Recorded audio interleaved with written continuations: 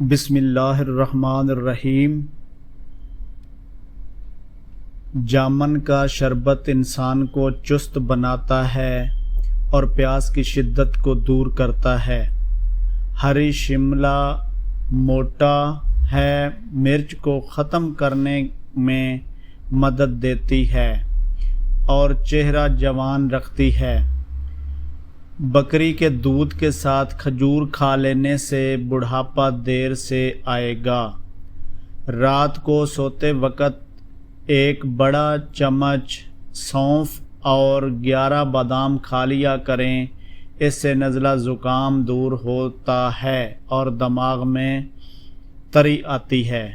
نزلہ زکام اور نظر کی کمزوری کے لیے سونف کی چائے نہایت عمدہ ہے۔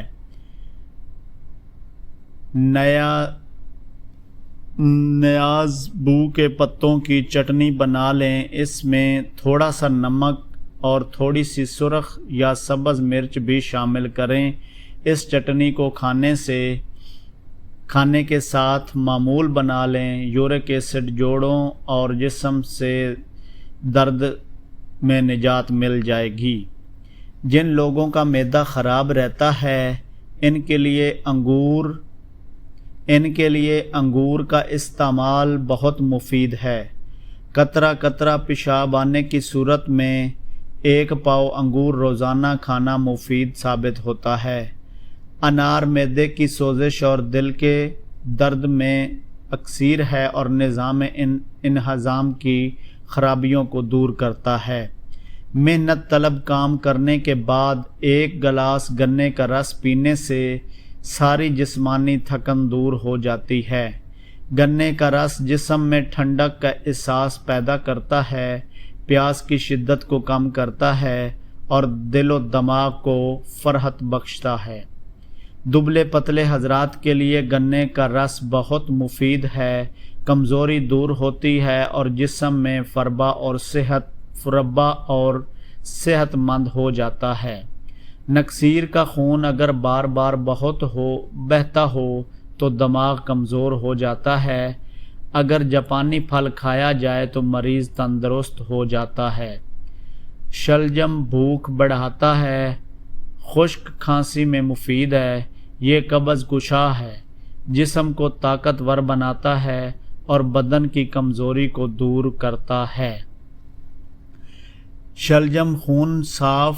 شلجم صاف خون پیدا کرتا ہے، جگر کو طاقت دیتا ہے اور جگر کی پتھری کو توڑتا ہے۔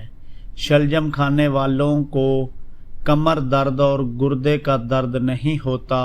جن لوگوں کی نگاہ کمزور ہو ان کو شلجم ضرور کھانے چاہیے۔ آڑو جسم میں خون کی گردش کو بڑھاتا ہے اور آنکھوں کے لیے بہت مفید ہے۔ نیم گرم دودھ میں روغن بادام ملا کر پینے سے کمزوری ختم ہو جاتی ہے۔ اگر آنتوں میں زخم ہو تو بیر کا استعمال بہت مفید ہوتا ہے۔ بیر آنتوں کی صحت کے لیے نہایت مفید ہے، اس سے خون صاف ہو جاتا ہے۔ گھر میں کچھ بھی بنائیں، بانس کا جڑکا سونف 1 یا 2 چٹکی ڈال دیں، انشاءاللہ تعالی بانس کی طرح تیزی سے قد بڑھنے لگے گا۔